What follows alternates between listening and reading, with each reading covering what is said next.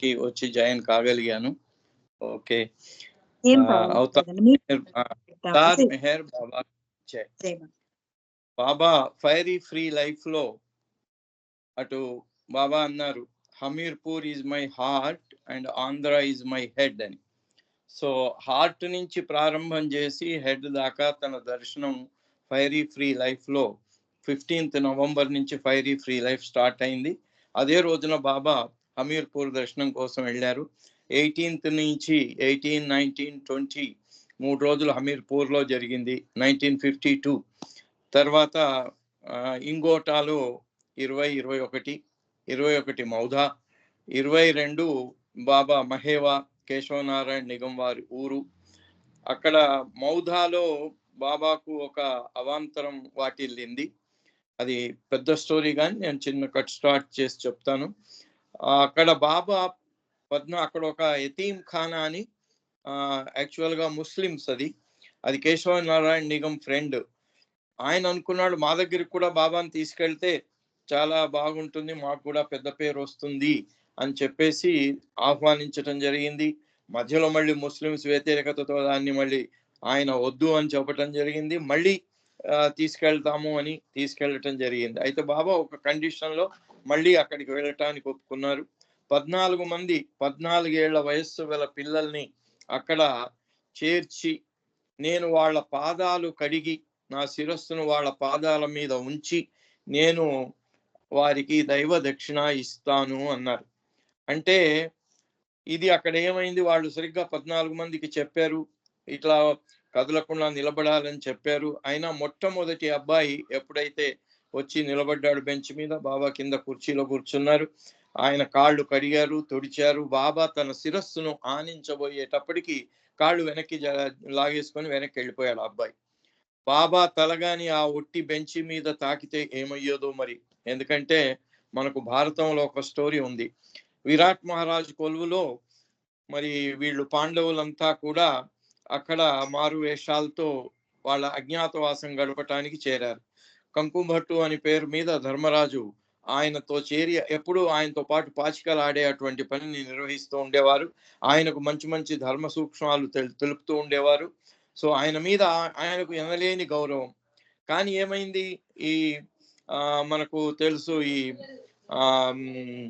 అజ్ఞాతవాసం పూర్తి అయ్యే లోపున వీళ్ళని అజ్ఞాతవాసం లోపలనే కనుక్కొని మళ్ళీ అరణ్యవాసానికి పంపించాలి అనే కౌరవుల వాళ్ళ ఆశ. వీళ్ళేమో అయిన తర్వాతనే వాళ్లకు మేము తెలియాలి అనేది పాండవుల ఇది. కానీ పాండవులు మరి కృష్ణుడి ఆయన కదా, పాండవ పక్షపాతి కదా, ఆయన కృప ఉన్నందువల్ల వాళ్ళు కంప్లీట్ చేశారు. లాస్ట్ రోజున వాళ్ళు వచ్చి ఆవులను తీసుకెళ్ళిపోతుంటే ఉత్తర గోగ్రహణం అని, అప్పుడు అర్జునుడు బృహన్నల అని డాన్స్ నేర్పించే అటువంటి బృహన్నల వేషంలో ఉన్నాడు. అయితే ఎవరూ లేరు. ఉత్తరుడు ప్రగల్భాలకు ఆయన మారుపేరు, నేనే వెళ్ళి ఇచ్చేస్తానన్నాడు. వచ్చి ఆఖరికి నిన్నే పిలుస్తున్నారనగానే వణకటం మొదలు పెట్టాడు. అప్పుడు అర్జునుడు నేను వస్తాలే నీ వెంట అని తీసుకెళ్ళటం, అర్జునుడు అక్కడ వాళ్ళందరినీ ఓడించి సమ్మోహనాస్త్రంతో ఓడించి వెనక్కి వస్తూ ఉంటే వార్తాహరులు వచ్చి చెప్పారు రాజుగారికి, మన ఉత్తరుడు వాళ్ళ కౌరవ సైన్యాన్ని, కౌరవుల మహామహులందరినీ కూడా ఓడించి గోవులను మళ్ళించి తీసుకొచ్చేస్తున్నాడు అనగానే అప్పుడు విరాట్ రాజు ధర్మరాజుతో, చూడు మా వాడు ఎంత ఇదో అంటే, అప్పుడు ఉండబట్టలేక ధర్మరాజు అన్నారు, కాదు మీ వాడి గొప్పతనం కాదు, వాడి వెంట ఉన్న బృహన్నల ఉన్నాడే అతను చాలా పెద్ద ధనుర్ధారి అందుకని అతని వల్ల మీ అబ్బాయి క్షేమంగా వస్తున్నాడు అని చెప్పటం.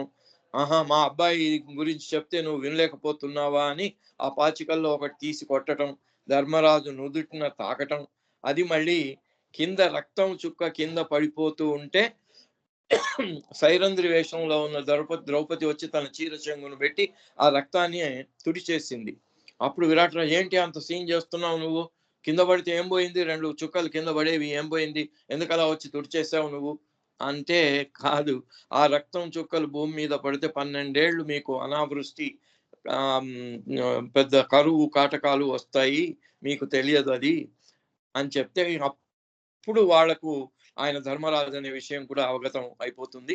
సో అలా ఒక ధర్మరాజు మామూలు మనిషి యొక్క రక్తం కింద పడితేనే 12 ఏళ్ళు అకాలం 12 ఏళ్ళు కరువు కాటకాలు వస్తాయి అన్న విషయం ఆ కథలో చెప్పబడి ఉంటే, మరి బాబా స్వయంగా ఆ కుర్రవాడి కాళ్ళ మీద తన శిరస్సు ఆనించటానికి వెళ్ళటం, ఆ కుర్రవాడు కాళ్ళు వెనక్కి తిప్పుకోవటం, దానివల్ల మరి ఎంతటి అనర్థం. సాక్షాత్తు ఆయన అవతారుడు, ఉన్నతోన్నతుడు, సర్వోన్నతుడు. అలాంటి ఆయన ఎందుకంటే ఈ పాదాల మీద ఎందుకు మోపాడంటే వాళ్లను తన మీడియంగా చేసుకున్నారు, మాధ్యమంగా చేసుకొని యావత్ విశ్వంలో తన యొక్క ఆ కార్యక్రమం యొక్క ప్రభావాన్ని ఆయన అలా ప్రసరింపజేయటానికి వాళ్ళని ఎంచుకున్నారు. ఎందుకంటే 14 ఏళ్ల కుర్రవాళ్ళు, పిల్లలు దేవుడు చల్లని వారే కళ్ళ కపటం ఎరుగని కరుణామయిదే అన్నారు ఆ ఓ పాటలో. అట్లాగే వాళ్లకు కల్లా కపటం తెలియనటువంటి వాళ్ళు కాబట్టి భగవంతుని పనిలో వాళ్ళు చాలా మంచి పెద్దవాళ్ళకు. మనకున్నాయనుకోండి, మన మనస్సు వెంటనే పరిపరి విధాల పరిగెడుతూ ఉంటుంది. ప్రతిదానికి ఎందుకు ఇది, ఎందుకు, వై అండ్ వాట్ అనే ప్రశ్నలు మన మనసులో ఉదయిస్తూ ఉంటాయి. కానీ పిల్లలకు రావు అలాగే. అందుకని బాబా ఆ 14 మంది పిల్లలను మొక్కటానికి వెళ్తే ఆ రోజు ఎట్లా అది అవాంతరం చేకూరిన తర్వాత బాబా వెంటనే నేను ఆ ట్రిప్ మొత్తం హమీర్పూర్ ట్రిప్ క్యాన్సిల్ చేసేస్తున్నాను అని వెళ్ళి ఆ ఊరు బయట ఎక్కడో ఒక చెట్టు కింద కూర్చున్నారు. అప్పుడు కేశవనారాయణ నిగం వీళ్ళంతా కూడా వెళ్ళి ఆయనకి బ్రతిమిలాడి, బాబా వద్దు, మీరు ఎలాగైనా సరే మీ ఈ దర్శన కార్యక్రమాలు కొనసాగించాలి, ఆల్రెడీ అందరికీ చెప్పటం జరిగింది, అన్ని అరేంజ్మెంట్స్ చేయటం జరిగింది, మా తప్పును మీరు క్షమించి మీరు చేయాలి అంటే అప్పుడు బాబా మళ్ళీ అదే కండిషన్ పెట్టారు. సరే, ఇక్కడ ఈ కార్యక్రమం జరగలేదు గనక మహేవా కేశవనారాయణ నిగం వాళ్ళ ఊళ్ళో ఈ 14 మంది 14 ఏళ్ల వయస్సు గల కుర్రవాళ్లను అక్కడ మీరు తీసుకొచ్చి ఈ కార్యక్రమం జయప్రదంగా నెరవేరేలా చేస్తే అప్పుడు నేను I will continue the entire programme అన్నాడు. అలా అక్కడికి 23వ తేదీన మహేవాకు చేరారు. మహేవాకు చేరిన తర్వాత అక్కడ ఆ 14 మంది కాళ్ళు, ఒక అబ్బాయిని బాబాని అటు పక్కన కనబడితే ఈరిచికి చెప్పాడు, ఆ కుర్రవాడిని అడుగు అతని వయసు ఎంత అని. అతను అడుగుతా 14 అన్నాడు. 14 అయిన వెంటనే అతన్ని మన కారులో కూర్చోబెట్టుకోండి అన్నాడు. వాడెంత అదృష్టవంతుడో. ఆ కుర్రవాడు అలా జనంలో పోతూ పోతూ బాబా కంటబడటం, మరి బాబాకు వాడు నచ్చటం, వాడి వయస్సు 14 ఏళ్ళు అవటం, వాడి అదృష్టం మరి ఎన్ని జన్మల అదృష్టమో వాడిది. బాబా పక్కన ఆ కారులో కూర్చొని వాడు వెళ్ళాడు. ఈ 14 మందిలో అతను కూడా ఒక్కడు. అతను ఇప్పటికీ అప్పుడప్పుడు అక్కడ మహేవాలో కనబడుతూ ఉంటాడు, ఆయన అదృష్టాన్ని చెప్తూ ఉంటాడు. సో అయితే అది ఆ కార్యక్రమం ముగిసిన తర్వాత అక్కడి నుంచి బాబా వెళ్ళిపోయి రాట్కు వెళ్ళారు. రాట్లో 25 ఉండి ఈ రోజు 26న బాబా నౌరంగాకు వెళ్ళారు. సో ఈ రోజున ఇప్పుడు నౌరంగాలో మేళా జరుగుతోంది. బాబా దర్శనం ఇచ్చిన రోజు సందర్భంగా అక్కడ ఈరోజు కొన్ని వందల మంది బాబా ప్రేమికులు ఆ మేళాలో పాల్గొంటూ ఉన్నారు. ప్రతి సంవత్సరం మనం వెళ్తున్నాం, కానీ ఈసారి మన ఆంధ్ర నుంచి మరి నాకైతే తెలియదు, గ్రూప్ ఫార్మ్ అయి వెళ్ళలేదు ఈసారి. సో అక్కడ వాళ్ళు మనకు కూడా చెప్పటానికి అవకాశాలు, పాటలకి, దీనికి తర్వాత ఆ కార్యక్రమాల్లో కూడా మనం చాలా పోయినసారి పాలు పంచుకున్నాం మనం. అయితే ఈ 25వ తేదీన మహేవా నుంచి బయలుదేరి వెళ్ళిపోయి, మహేవాలో కూడా బాబా మరి ఎంతటి కరుణామయుడంటే ఆయన కోసం ఒక కుటీరం, చాలా మంది చూసే ఉంటాం, మహేవా చూసిన వాళ్ళు, చిన్న కొండ లాంటి ఆ దిబ్బ మీద బాబా కుటీరం నిర్మించారు. ఇట్ ఈజ్ మై హోమ్ అన్నారు బాబా, ఇది నా ఇల్లు అన్నారు. అందుకని సెకండ్ టైం 54లో కూడా అక్కడ నేను రాను అన్న వాళ్ళల్లా అక్కడ ఉన్నారు. అక్కడ నేను దర్శనం ఇవ్వను అంటే దర్శనం ఇచ్చారు. నేనేం భోజనం చేయను, రాత్రంతా జాగరణ చేస్తానంటే అక్కడ అది కూడా జరిగింది. జాగరణ కూడా జరిగింది. అదే రోజు 9th ఫిబ్రవరి 1954 10th వచ్చే ఆ రోజులో బాబా అవతార్ మెహర్ బాబాకి జై అని రాత్రి 12:50 అందరితో అనిపించారు. దాన్ని అవతార డిక్లరేషన్ అక్కడే జరిగింది ఆ రోజున అని చెప్పుకుంటూ ఉంటారు. అదేమో బాబా ఉపాసిని మహారాజ్ 22లోనే Merwan you are Adishakti, you are avatar అని చెప్పిన ఆ రోజు నుంచే నేను అవతారుణ్ణి అని చెప్తూ వచ్చారు బాబా. కానీ ఆయనను నమ్మిన వాళ్ళు, ఆయన దగ్గరికి చేరే వాళ్ళందరూ కూడా మొదట్లో మెహర్వాన్ సేట్ అన్నారు, తర్వాత సద్గురు మెహర్ బాబా అన్నారు, ఆ తర్వాత 54 నుంచి మాత్రం ఈ డిక్లరేషన్ అయిన తర్వాత బాబా పేరుతో పాటుగా ఆదికే ఇరానీ గారు అవతార్ అని చేర్చి మెహర్ బాబా అని రాస్తే ఆయన ఒప్పుకునేవాడు కాదట. అవతార్ మెహర్ బాబా అని రాయవలసిందే. అవతార్ అనేది తప్పనిసరిగా బాబా ముందు అవతార్ అనేది చేర్చి రాయవలసిందే. ఇప్పటికీ మనం చూస్తూ ఉంటాం ఎక్కడైనా అవతార్ మెహర్ బాబా అనే ఉంటుంది. ఈ 3 పదాలు విడదీయరాని పదాలుగా అయిపోయినాయి ఆ రోజు నుంచి. అలా అక్కడ ఆ కార్యక్రమం జరిగిన తర్వాత ఆ కుటీరము వారం రోజులు శ్రమించి నిద్రాహారాలు లేకుండా ఒక వడ్రంగి ఆయన నిర్మించాడు. నిర్మిస్తూ ఉంటే బాబా వచ్చే ముందు రాత్రి ఆయన రాత్రంతా పనిచేస్తూ ఉంటే అక్కడ చుట్టుపక్కల చేలల్లో మంచెల మీద పడుకుంటారు. అది పంట వచ్చే సమయం కనుక అందరూ ఎవరైనా వచ్చి ఈ జంతువులు అవి కూడా ఆ పంటలు నాశనం చేయకుండా అక్కడ ఉండి కొంచెం ధ్వని చేస్తూ ఉంటూ కూర్చొని ఉంటారు, మంటలు పెడతారు. సో ఆ రకంగా వాళ్ళకి ఆ రాత్రి ఆ కుటీరం దగ్గర నుంచి ఏదో హవనం జరుగుతున్నట్టు, ఏదో సుగంధ పరిమళాలు అక్కడి నుంచి వచ్చినట్టుగా, ఏదో రకరకాలైనటువంటి దివ్య నాదాలు వచ్చినట్టుగా, శంఖం ఊదినట్టుగా నాదం వచ్చినట్టుగా ఆ చుట్టుపక్కల చేలల్లో కాపులా ఉండే వాళ్ళందరికీ ఆ అనుభూతి కలిగిందట. వాళ్ళు వచ్చి కేశవనారాయణ నిగం నడితే ఏమంటే మాకే తెలియదే, మేమే వెళ్ళలేదు అన్నారట. లేదు లేదు రాత్రంతా ఇలా వచ్చింది అంటే ఆహా అవతారుని రాకను ఈ యావత్ ఏంజల్స్ అండ్ ఆర్కాంజిల్స్ అంటే మనం ముక్కోటి దేవతలు అని చెప్పేవాళ్ళు అలా ఆయన రాకకు స్వాగతం చెప్తున్నారా, దానికి నాంది ప్రస్తావన చేస్తున్నారా అన్నట్టుగా ఆ రోజు ఆ అనుభూతి ఆ చుట్టుపక్కల ఉండేటువంటి అమాయకులైన ఆ చేళ్లలో కాపులాగా ఉన్న వాళ్ళకి వచ్చింది. అయితే అతను ఆ వడ్రంగి ఇదంతా చేశాడు కానీ బాబా దర్శనానికి రాలేకపోయాడు. ఎందుకంటే తెల్లవారు అది కంప్లీట్ చేసిపోయి పడుకోగానే జ్వరం వచ్చింది. లేవలేకుండా బాగా టెంపరేచర్తో వణుకుతూ ఇంట్లోనే పడుకొని ఉన్నాడు. అయితే అందరూ వెళ్ళి దర్శనాలు చేసుకున్నారు. దర్శనాలు అయిపోయినా ఇంకా బాబా వెళ్ళిపోతాడు ఈ రోజు అని చెప్తూ ఉంటే అతనికి ఏడుపు వచ్చిందట. అయ్యో ఇంత చేసి నేను బాబా దర్శనమే చేసుకోలేకపోయాను. బాబా అలా బయలుదేరి వెళ్తూ వెళ్తూ వచ్చేసి ఆయన కుటీరం, ఆయన చిన్న ఇల్లు పెంకుటిల్లు, ఆ ఇంట్లోకి వెళ్ళిపోయాడు. వెళ్ళిపోయి ఆయన మంచం మీద పక్కనే కూర్చున్నాడు. ఆయనను స్పృశించారు. ఆయనకు ఆయన స్వయంగా బాబా దర్శనానికి రాలేకపోయినా స్వయంగా తానే వెళ్ళి ఆయనకు దర్శనం ఇచ్చాడు. ఎంతటి భాగ్యవంతుడు ఆయన, ఎంతటి అదృష్టవంతుడో ఆయన, మరి ఎంతటి కరుణామయుడో మన తండ్రి. ఆయన ఎవరిని మర్చిపోడు. మనం మర్చిపోతూ ఉంటాం మనకు కావలసిన వాళ్ళని కూడా, ఆయన ఎవరిని మర్చిపోడు.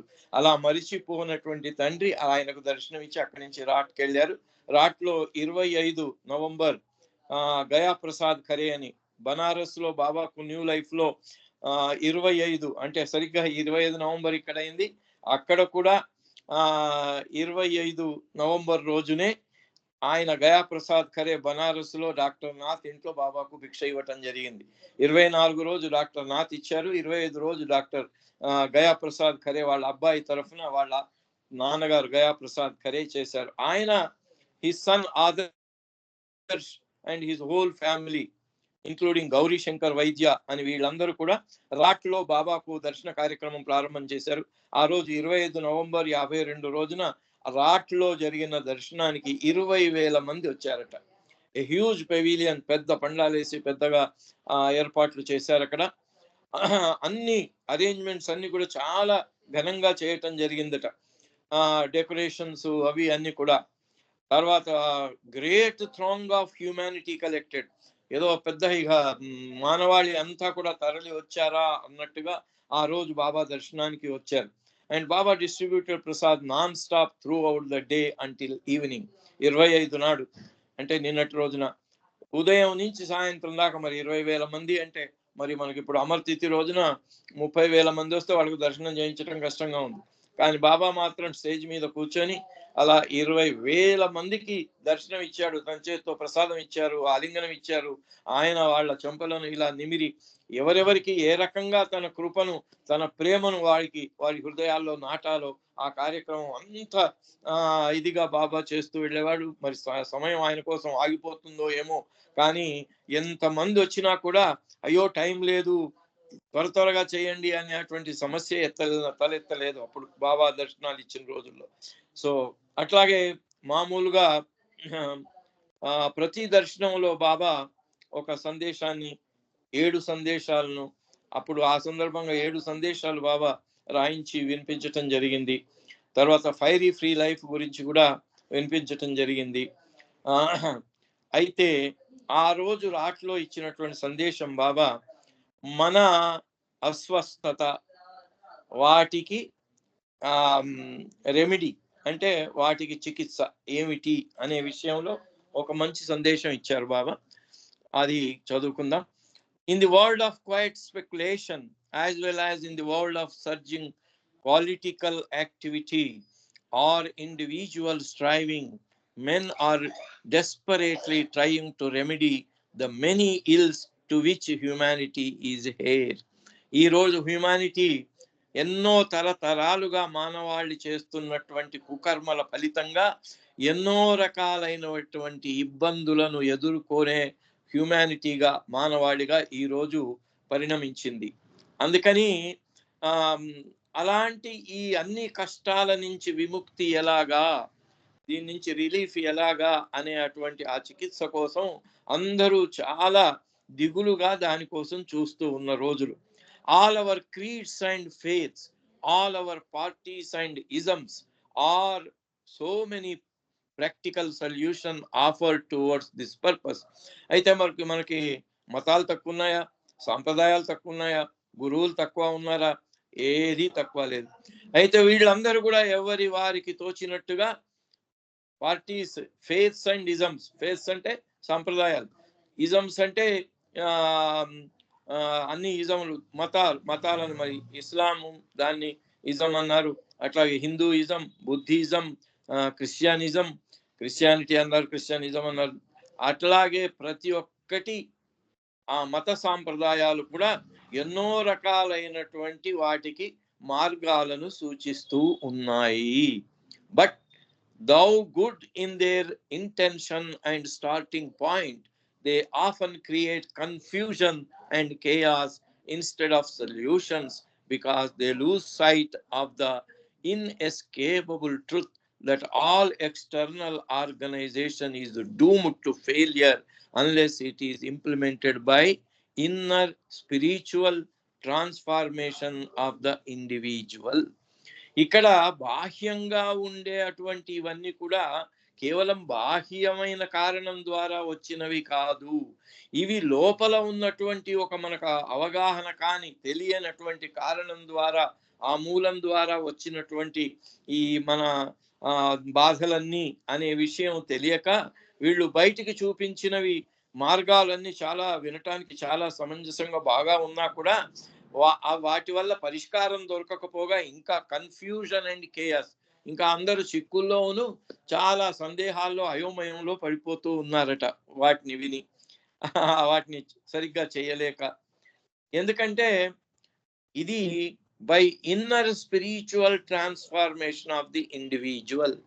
ఇది వ్యక్తిగతంగా ప్రతి ఒక్కరు కూడా వారి యొక్క దృష్టిని, వారి యొక్క అవగాహనను బాహ్యంగా పైన ఉండేదాన్ని అంతర్గతంగా ఆత్మస్థాయికి వెళ్ళిపోయి హృదయపు లోతుల్లో తరచి చూచి అర్థం చేసుకుంటే తప్ప దాని యొక్క కారణం తెలియదు గనుక పైన చేసేవన్నీ కూడా ఈ సమస్యల నుంచి విముక్తిని ప్రసాదించలేవు అని బాబా ఆ సందేశంలో చక్కగా చెప్తూ, ఎందుకంటే రెమెడీ అనేది అంతర్గతంగా రావాలి కానీ బాహ్యంగా రాదు. బాహ్యంగా శారీరకమైనటువంటి బాధ, ఏదో గాయం తగిలింది, ఏదో పుండ్లయింది అంటే దానికి ఏదైనా పైన చేసింది పని చేయవచ్చు. కానీ ఈ బాధలన్నీ కూడా మనకు వచ్చినవన్నీ కూడా అంతర్గతంగా, అంటే మన కర్మలు సంస్కారాల మూలంగా వచ్చాయి కాబట్టి ఆధ్యాత్మికమైనటువంటి అవగాహన లేకుండా ఇవి తీరవు. I am therefore not concerned with parties, creeds and isms, but only with those fundamental values which must be wholeheartedly and universally accepted. అందుకని బాబా అంటున్నాడు, నాకు అందుకని ఈ మతాలు, ఈ సాంప్రదాయాలు, ఇవన్నీ చెప్పే అటువంటి విషయాలు ఏవైతే ఉన్నాయో వాటి గురించి నేను పట్టించుకోను. ఎందుకంటే వాటి వల్ల లాభం లేదు. ఏదో కాసేపు మానసికమైనటువంటి ఒక ఉపశమనం కలుగొచ్చేమో కానీ సైకాలజికల్ గా అవి ఆ బాధలను తీర్చే శక్తి వాటికి లేదు. only with those fundamental values which must be wholeheartedly and universally accepted. వీటి కోసం నిజమైన విలువలు తెలుసుకోవాలి. ఏం విలువ? ఇవి ఎందుకు వచ్చాయి? ఇది మనం మంచుకొచ్చిందా చెడుకొచ్చిందా? బంగారాన్ని మంటలో వేసి కాలిస్తే ప్యూర్ అవుతుందట. ఎన్నిసార్లు కాలిస్తే అంత ప్యూర్ అవుతుంది. అలాగే బాబా అంటారు, మన యొక్క సమస్యలన్నీ కూడా ఎందుకు వస్తున్నాయి అంటే, ఆ బంగారాన్ని కాల్చటానికి ఎలాగైతే అగ్ని దాన్ని రగిల్చి ఆ కొలిమిలో వేస్తారో, ఈ మన బాధలన్నీ కూడా ఆ కొలిమి చేసే పనులను చేస్తుంటాయి. మనకు వాటి ద్వారా వచ్చిన బాధలు మనకు ఉపశమనాన్ని తీసుకొస్తాయి. ఎందుకంటే దానివల్ల బాధలకు కారణమైనటువంటి కర్మ సంస్కారాలు నశించిపోతాయి. wholeheartedly and universally accepted if humanity is to be truly saved. నిజంగా మానవాళి నిజంగా రక్షింపబడాలి అంటే వాళ్ళు ఈ మూలానికి వెళ్ళాలి. పైన చికిత్స కావాలి అంటే వీటికి చికిత్స దొరకదు. I am equally concerned with the saint and the sinner. అందుకని బాబా అంటున్నారు, నాకు ఒక సిన్నరే కాదు, సెయింట్ ఇద్దరు సమానమే. ఎందుకంటే ఇద్దరిలో ఆయన ఉన్నాడు కనుక. The small and the great, అలాగే చిన్నవాళ్ళు పెద్దవాళ్ళు అని తేడా నాకు లేదు. The rich and the poor, ధనికులు పేదలు అనే తేడా లేదు నాకు. The ignorant and the wise, అట్లాగే పండితులు పామరులు. ఇప్పుడు మన దగ్గర పెద్ద విషయం ఏంటంటే అదే పండితులు పామరులు. నాకు బాగా తెలుసు, ఒక ఆయన ఉంటాడు, నేను బాగా చదువుకున్నాను, బాగా తెలుసు, నేను చదువుకున్న అందరికి చెప్పాలి అంటే చెప్పటం బాగానే ఉంది, కానీ అక్కడ బాబాకి మాత్రం ఇగ్నోరెంట్ అండ్ ద వైజ్, అజ్ఞాని జ్ఞాని ఇద్దరు కూడా ఆయనకు సమానమే. The east and the west, ప్రాక్ దేశవాసులు పశ్చిమ దేశవాసులు వాళ్ళు ఇద్దరు నాకు సమానమే. For them all the one remedy of remedies which is recommended is spiritual understanding. ఈ అన్ని చికిత్సలు, అన్ని పరిష్కార మార్గాలకు మూలమైన పరిష్కార మార్గం ఏమిటి అంటే spiritual understanding, remedy of all remedies. ఈ అన్ని బయటికి ఈ మతాలు సంప్రదాయాలు చెప్పే అటువంటి మార్గాలు ఏవైతే ఉన్నాయో వాటన్నింటికంటే ఉత్తమమైనటువంటి మార్గము ఆధ్యాత్మిక అవగాహన. ఆధ్యాత్మిక అవగాహనను కలిగించేది ది గ్రేటెస్ట్ సర్వీస్. ఎన్నో సెల్ఫ్లెస్ సర్వీసులు ఉన్నాయి, వాటన్నిటిలో కూడా గ్రేటెస్ట్ సర్వీస్ ఏమిటి అంటే ఈ మూలానికి వెళ్ళిపోయి వానికి ఆ బాధలకు కారణం ఏమిటో తెలుసుకుంటే వాడు బాధపడడు. ఇంకా బాధల్లో ఉంటూ కూడా బాధపడకుండా మనకు నవజీవనంలో ఉంటూ గుండె కోతలకు గురి అయినా చెదర నీకు చిరునవ్వెప్పుడు అంటే ఆల్వేస్ బి చీర్ఫుల్. ఈ నీకు ఒక చెయ్యి కాలు కోసేస్తున్నారు ఎవరైనా, నీ గుండె కోసేస్తున్నారు ఎవరైనా, అయినా కూడా చిరునవ్వుతోనే ఉండాలట. అది అండర్స్టాండింగ్, స్పిరిచువల్ అండర్స్టాండింగ్. ఎందుకంటే దానివల్ల బాధల ద్వారా మనకు చాలా లాభం కలుగుతుంది. ఎందుకంటే బాధలకు మూలమైన సంస్కారాలన్నీ కూడా తొలగిపోతాయి. కానీ బాధలు పడుతూ అయ్యో బాధపడుతున్నాను, ఈ బాధ ఎలా పోతుంది అని ఆ బాధల నుంచి ఉపశమనం కోసమే పరిగెట్టినట్టయితే మళ్ళీ ఆ బాధలు ఇంకా ఎక్కువ అవుతాయి. ఆ బాధలను సంతోషంగా భరించినట్టయితే అది మన సద్గురువు గాని అవతారుడు గాని మనం నమ్మిన ప్రియతముడికి ఆయనకు అర్పణాపూర్వకంగా ఇది ఆయన నాకు ఇచ్చిందే, మై విష్లో బాబా చెప్పినట్టుగా నేను ఏ పరిస్థితిలో ఉన్నా కూడా నేనే ఆ పరిస్థితిలో ఉంచాను నిన్ను అనే అవగాహనతో దాన్ని భరించినట్టయితే అప్పుడు నీకు దాని వల్ల కలిగే లాభం ఇంత అంతా కాదు అన్నారు. అందుకని ఆ స్పిరిచువల్ అండర్స్టాండింగ్ అలాంటి గొప్పది. దానివల్ల అతనికి ఆ అండర్స్టాండింగ్ వచ్చి బాధలను సంతోషంగా భరించేటువంటి ధైర్యము స్థైర్యము చేకూరే అవకాశం ఉంటుంది. Which at once includes and supersedes all other forms of knowledge. Spiritual understanding లో మిగిలిన అన్ని రకాల జ్ఞానం దాంట్లో ఇమిడి ఉంది, వాటిని అధిగమించి ఉంటుంది ఆధ్యాత్మిక అవగాహన. It inevitably precipitates the blending of theory and practice. కాబట్టి దీంట్లో ఈ ఆధ్యాత్మిక జ్ఞానంలో ఆధ్యాత్మిక అవగాహనలో అది థ్యూరీ అండ్ ప్రాక్టీస్. ఇక్కడ ఏంటి అంటే సిద్ధాంతాల గురించి చెప్పేవాళ్ళు ఎప్పుడూ ఊకదంపుడుగా అవి చెబుతూనే పోతూ ఉంటారు. వాళ్ళు ఆచరించరు, ఎదుటి వాళ్ళు ఆచరించడానికి సిద్ధంగా ఉన్నారా లేదా, ఆచరిస్తున్నారా లేదా అనేది కూడా వాళ్ళకి అక్కర్లే. ఎందుకంటే వాళ్ళు సిద్ధాంతాలను బాగా తెలుసుకున్నారు. సిద్ధాంతాలు తెలుసుకున్న జ్ఞానులము అంటారు. ఆ సిద్ధాంతాలను అందరి మీద రుద్దటమే వాళ్ళ పని అన్నమాట. అందుకని అలా సిద్ధాంతము, ఆచరణ ఈ రెండిటికి ఆధ్యాత్మిక అవగాహన ఉంటే మాత్రమే రెండు కూడా సమన్వయం చేయబడతాయి, సామరస్యము సమన్వయం జరుగుతుంది. For it is as much of the heart as of the mind. ఇది ఎలా అయితే బాబా అన్నాడో, హార్ట్ అండ్ మైండ్ రెండింటిని సమన్వయపరిచి నేను ఒక దారంలోని పూసల వలె అన్ని మతాలను చేర్చడానికి వచ్చానని చెప్పిన సందేశంలో బాబా ఈ సమన్వయం కోసమే నేను వచ్చాను అని బాబా చెప్పటం జరిగింది. When understanding is our law, we have love which is imperishable and action which is dynamically creative. ఎప్పుడైతే ఆ అవగాహన వస్తుందో, ఆధ్యాత్మిక అవగాహన, అసలైన విలువల గురించి అవగాహన వస్తుందో, మనకు ప్రేమ వస్తుందట. ఆ ప్రేమ విచ్ ఈజ్ ఇంపరిషబుల్, ఆ ప్రేమకు నాశం లేదు, అది తరిగిపోదు.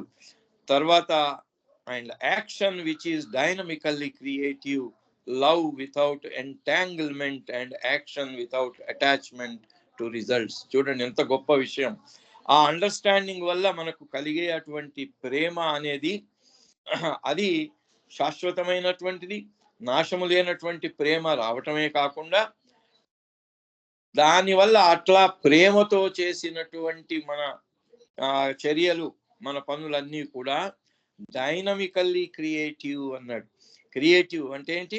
మనం ఆధ్యాత్మిక మార్గంలో ముందుకెళ్ళటానికి కావలసిన శక్తిని ప్రసాదించే విధంగా ఉంటాయి అవి. లవ్ వితౌట్ ఎంటాంగిల్మెంట్, దాన్ని ఇంకా క్లియర్ గా చెప్తూ బాబా, ప్రేమ ఎలాంటి బంధనాలు లేని ప్రేమ. అయ్యో అని నా వాళ్ళు, నా భార్య, నా పిల్లలు, నా బంధువులు, నా వాళ్ళు అని వాళ్ళ కోసం ఏడుస్తూ ప్రేమ ప్రేమ అంటాం అనుకోండి, అది నిజమైన ప్రేమ కాదు. అది మనకు ఒక బంధముతోని, మన ఇచ్చి పుచ్చుకునే బంధాలతోని పెనవేసుకోబడినటువంటి బంధాలమయమైన ప్రేమ. అందుకే అది ప్యూర్ లవ్ కాదు.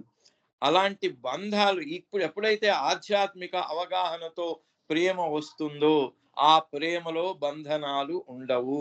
Love without entanglement and action which is dynamically creative. తర్వాత చేసిన యాక్షన్ కూడా డైనమికల్లీ క్రియేటివ్ అంటే ఏంటి? మనను ఆధ్యాత్మిక మార్గంలో ముందుకు నడిపించే శక్తినే ప్రసాదిస్తుంది, కింద పడిపోయేటువంటి దౌర్భాగ్య స్థితికి తీసుకెళ్ళదు. ఎప్పుడు అంటే పైన యాక్షనే చేసి కేవలం దాని అంటే పైన యాక్షన్ చేయటంతో పాటు బంధనాలు, అహంకారం వస్తాయి. వచ్చినప్పుడు అది మనం కిందికి అణగదొక్కుతుంది. కానీ దీనివల్ల నిజమైనటువంటి అవగాహన వచ్చి మనకు అటాచ్మెంట్ లేనటువంటి నిష్కాముకమైన కర్మను చేసే అటువంటి శక్తిని ఇచ్చినప్పుడు ఆ రిజల్ట్ ఏమిటవుతుంది అంటే మనం అన్నీ చేస్తాము, దేనికి బంధింపబడము. True understanding about man's place in God's life universal will enable man to avoid much suffering, physical and mental, sometimes invited by himself through wrong action and often created by himself through vitiated imagination. అందుకని అలాంటి ఆ నిజమైనటువంటి బాబా అందుకే be in the world but not of the world అంటే అదే కర్మయోగం, కర్మణ్యేవాధికారస్తే మా ఫలేషు కదాచన. అలాంటిది ఈ నిజమైనటువంటి ప్రేమ ఎప్పుడైతే బంధనరహితమైన ప్రేమ మనకు చేకూరుతుందో అప్పుడు మన చర్యల్లో కూడా ఏ బంధనం క్రియేట్ కానటువంటి చర్యలు, నిష్కాముకమైన చర్య చేసే అటువంటి అవకాశం కూడా చిక్కుతుంది అని బాబా ఆ రోజు రాట్లో ఇచ్చిన సందేశం. ఆ తర్వాత నెక్స్ట్ డే ఈ రోజు నవరంగాకి వెళ్ళి అక్కడ దర్శనం ఇవ్వటం అయింది. అవతార్ మెహర్ బాబాకి జై. జై బాబా అమ్మ. జై బాబా అండి, జై బాబా. చాలా చక్కని విషయాలు తెలియజేశారు, ఎన్నో కొత్త విషయాలు తెలుసుకున్నామండి. అయితే గత అవతారాల్లో జరిగినటువంటి విషయాలు, తర్వాత ఒక బాలుని వలన జరిగిన అవరోధం, దాని తర్వాత అదే కార్యక్రమాన్ని మళ్ళీ ఇంకొక చోట పెట్టి 3,000,000 దేవతలు ఆ కార్యక్రమానికి వచ్చేటువంటి పరిస్థితిని ఆ చుట్టుపక్కల ఉన్న వాళ్ళు ఆ అనుభూతిని పొందడం, రాట్ అనేటువంటి ఆ రాష్ట్రం అక్కడ ప్రదేశంలోని 20,000 మందికి బాబా దర్శనం ఇవ్వటం, నిజంగా ఆ సందర్భంగా ఎన్నో ఉన్నతమైన విషయాలు తెలియజేశారు బాబా. అవేంటంటే బాహ్యంగా ఉండే సమస్యలు ఏవి కావు, మీ అందరికి ఉండేవి. ఇవి ఆంతరికంగా మనకు రావాల్సిన మార్పులో కావలసిన విషయాలు. ఇది ఆధ్యాత్మిక అవగాహనతో మాత్రమే దీన్ని మనం తొలగించుకోగలుగుతాము. అలాంటి అవగాహన ఉంటే మనం ప్రేమ బంధనాలు అనేటువంటి భౌతికమైన ప్రేమ బంధనాలు అన్ని తొలగబడతాయి. ఇవి ఉంటే ఉన్నతమైన మార్గంలోనికి మనం ప్రయాణించడానికి ఎంతో అవగాహన ఇస్తుంది, దోహదపడుతుందని ఉన్నతమైన విషయాలు తెలియజేసిన మీకు బాబా ప్రేమాశీస్సులు మెండుగా ఉండాలండి. ఒక సంకీర్తన చేయగలుగుతారా అండి? నేనమ్మా అవునండి.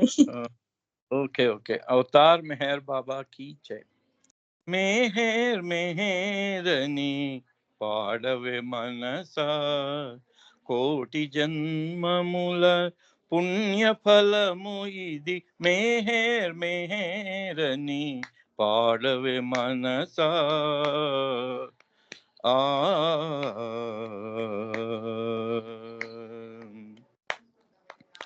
ప్రభు సందర్శన భాగ్యమే కోరి, ప్రభు సందర్శన భాగ్యమే కోరి, ప్రభు నిరాకకై పరితపించుచు, ప్రభు నిరాకకై పరితపించుచు, అహర్నిశంబులు ఆవేదనతో, అహర్నిశంబులు ఆవేదనతో, ఆవేదనతో పాడవే మనసా, ఆవేదనతో పాడవే మనసా. మెహర్ మెహరని పాడవే మనసా, కోటి జన్మముల పుణ్య ఫలము ఇది. మెహర్ మెహరని పాడవే మనసా.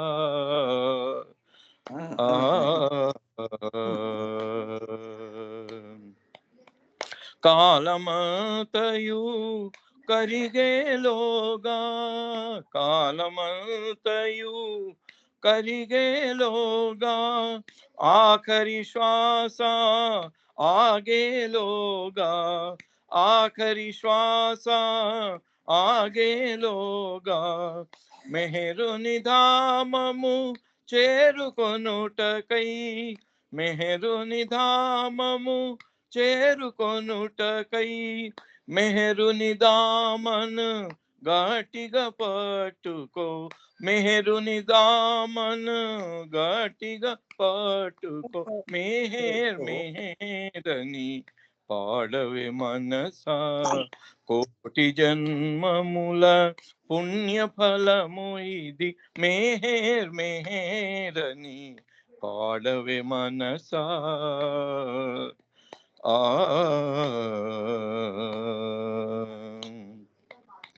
ఆధ్యాత్మిక మగు సాధనలేవి, ఆధ్యాత్మిక మగు సాధనలేవి, మెహరుని సేవకు పాటిరావు, ఆధ్యాత్మిక మగు సాధనలేవి, మెహరుని ప్రేమకు సాటిరావు, మెహరుని ప్రేమను బడయగోరుచో, మెహరుని ప్రేమను బడయగోరుచో, అంతరంగమును క్షాళన చేసి, నీ అంతరంగమును క్షాళన చేసి, మెహర్ మెహరని పాడవే మనసా, కోటి జన్మముల పుణ్య ఫలము ఇది. మెహర్ మెహరని పాడవే మనసా.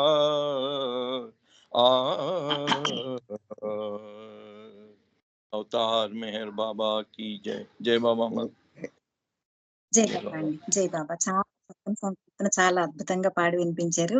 ఈ రోజు అందరూ చాలా మంది పాడిన పాటలన్నీ మనసుని ఉద్దేశించే పాడారు. మీరు చెప్పిన ఉపన్యాసానికి అనుగుణంగా ఈ పాట కూడా ఉందండి. మీకు బాబా ప్రేమాశీస్సులు మెండుగా ఉండాలి. జై బాబా. ఈ రోజు ఉమారాణి గారు బర్త్డే అంట. ఆవిడ బాబా ప్రేయర్స్ చేయండి. తర్వాత హారతి కోసం విజయ్ కుమార్ గారు రెడీగా ఉండండి బాబాకి హారతి ఇవ్వడానికి. జై బాబా. ఉమారాణి గారు చేస్తున్నాండి. జై బాబా. అందరికి జై బాబా. అవతార్ మెహర్ బాబా కి జై. ఓ పర్వతిగార్, the preserver and protector of all. You are without beginning and without end, non-dual, beyond comparison, and none can measure you. You are without color, without expression, without form, and without attributes. You are unlimited and unfathomable, beyond imagination and conception, eternal and imperishable. You are indivisible and none can see you but with eyes divine. You always were, you always are, and you always will be. You are everywhere, you are in everything, and you are also beyond everywhere and beyond everything. You are in the firmament and in the depths.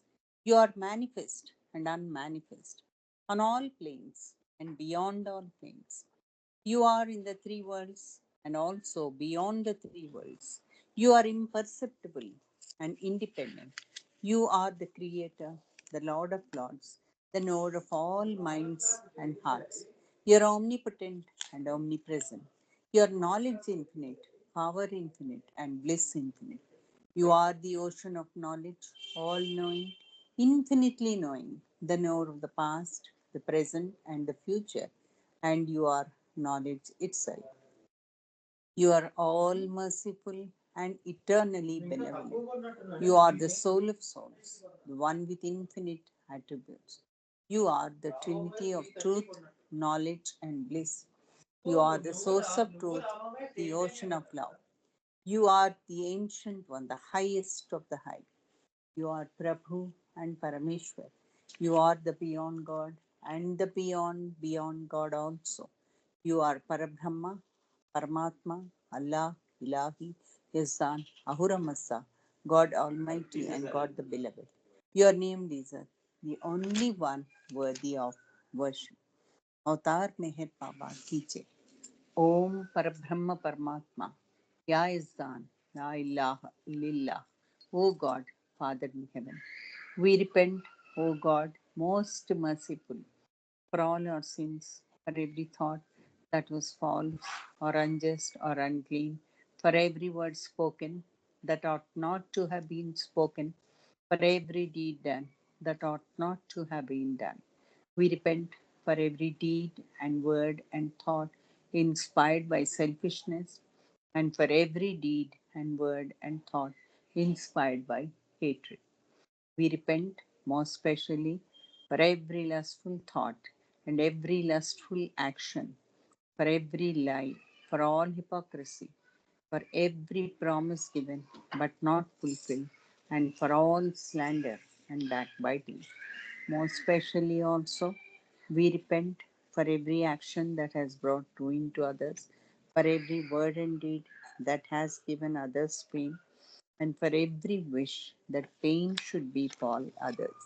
In your unbounded mercy, we ask you to forgive us, O God, for all these sins committed by us, and to forgive us for our constant failures to think and speak and act according to your will. Beloved God, help us all to love you more and more and more and more and still yet more till we become worthy of union with you. And help us all to hold fast to Baba's Daman till the very end. Avatar Meher Baba ki Jai. Jai Baba. Thank you, Sita Garu. Jai Baba. Thank you, Baba. జై బాబా జై జై బాబా. బాబా మీకు మంచి అవకాశం ఇచ్చారు. ఈ group లో ఉన్న అందరి తరపున మీకు బాబా ప్రేమాశిస్సులుగా ఉండాలి. మీకు జన్మదిన శుభాకాంక్షలు అండి. జై జై బాబా. జై జై బాబా. తర్వాత ఇక్కడ ఉన్న వాళ్ళు చాలా మంది లెఫ్ట్ అయ్యారండి, ముందుగా వచ్చిన వాళ్ళు. ఇప్పుడు కుమార్ గారే ఉన్నారు నెక్స్ట్. కుమార్ గారు బాబాకి హారతి ఇవ్వండి. జై బాబా.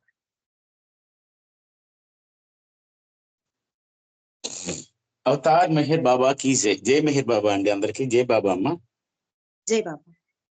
అవతార్ మెహర్ బాబా కీ జై. నామం ఉంది సీత గారు. నామం జై బాబా అండి. జై నామం చేస్తారా? జై బాబా. అవతార్ మెహర్ బాబా కీ జై. అవతార్ మెహర్ బాబా की जय. भगवान मेहर बाबा की जय.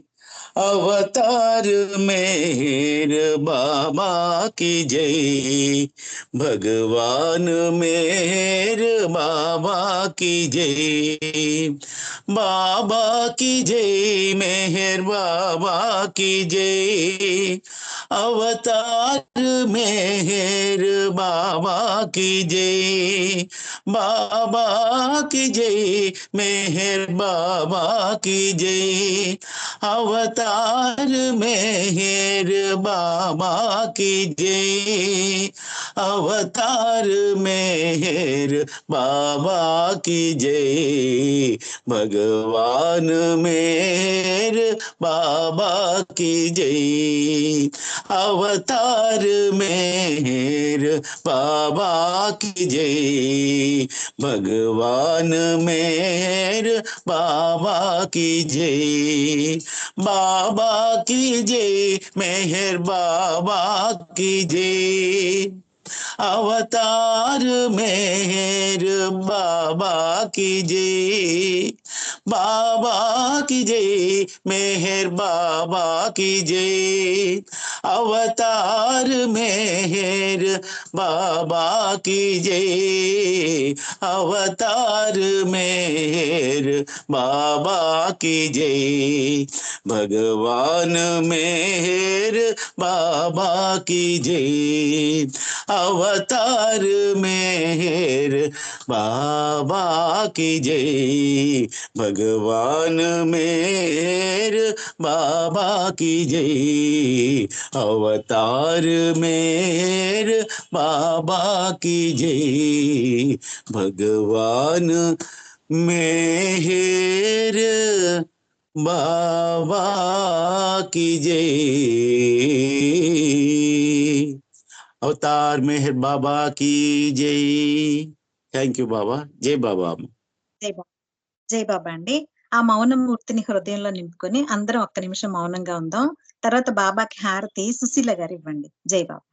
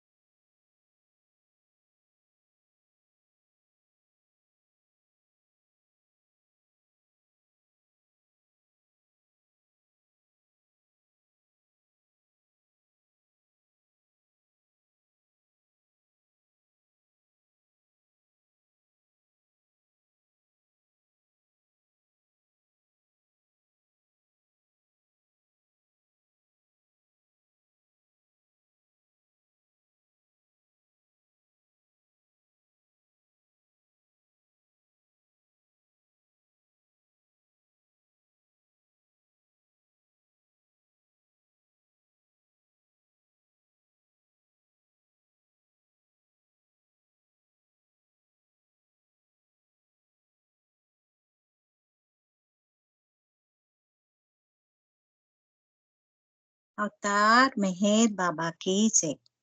జై బాబా అండి. సుశీల గారు బాబాకి హారతి ఇవ్వండి. జై బాబా.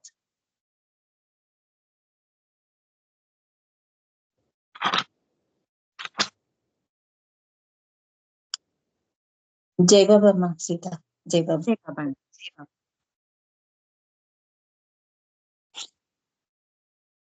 ముత్యాల హారతి మెహరు బాబకు, మోక్ష ప్రదాతకు మెహరు బాబకు, మోక్ష ప్రదాతకు మనసే మంగళ హారతి, ముత్యాల హారతి మెహరు బాబా.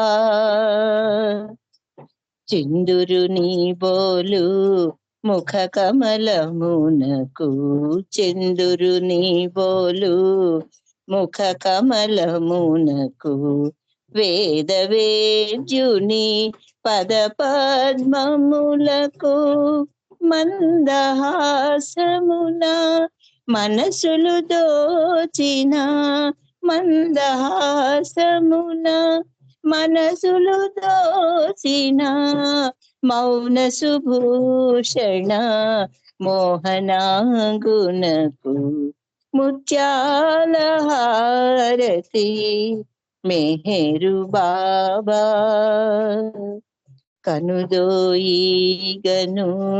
జగమంతా భ్రాంతి కనలేవాతని ఆ దివ్య కాంతి కనుదోయిగను జగమంతా భ్రాంతి కనలేవాతని ఆ దివ్య కాంతి మనమున నిలుపుము మేహరు మూర్తి మనమున నిలుపుము మేహరు మూర్తి మననము చేయుము కలుగును శాంతి ముత్యాల హారతి మేరు బాబా మాయా మమతల మరుగున దాగిన మానవాళి మేల్కొల్పగనించి మాయా మమతల మరుగున దాగిన మానవాళి మేల్కొల్పగనించి మస్తు రక్షణ చేయగనించి మస్తు రక్షణ చేయగనించి మహిని జనించిన మేహరు బాబాకు ముత్యాల హారతి మేహరు బాబాకు మోక్ష ప్రదాతకు మేహరు బాబాకు మోక్ష ప్రదాతకు మనసే మంగళ హారతి ముత్యాల హారతి मेहरु बाबा అవతార్ మెహర్ బాబా की जय जय बाबा మసీదా అందరికీ జై జై బాబా అండి. చాలా హారతిని బాబాకి ఇచ్చారు. మీకు బాబా ప్రేమాశీస్సులు మెండుగా ఉండాలండి. ఈ రోజు ఈ కార్యక్రమంలో మనం ఉన్నతంగా బాబాతో హాయిగా గడిపాము. చక్కని సందేశాలు, అద్భుతమైన సంకీర్తనలతో ఈ కార్యక్రమం ముగిసింది. బాబాకి హృదయపూర్వకమైనటువంటి ధన్యవాదాలు తెలియజేసుకుంటూ అందరికీ జై బాబా అండి. అవతార్ మెహర్ బాబాకి జై. జై బాబా.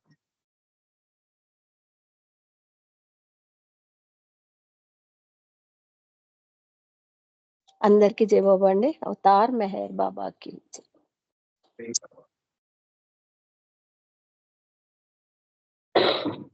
జై పండి అందరికీ జై మెహర్ బాబా. జై బాబా అందరికీ జై బాబా. బయట ఫ్లైట్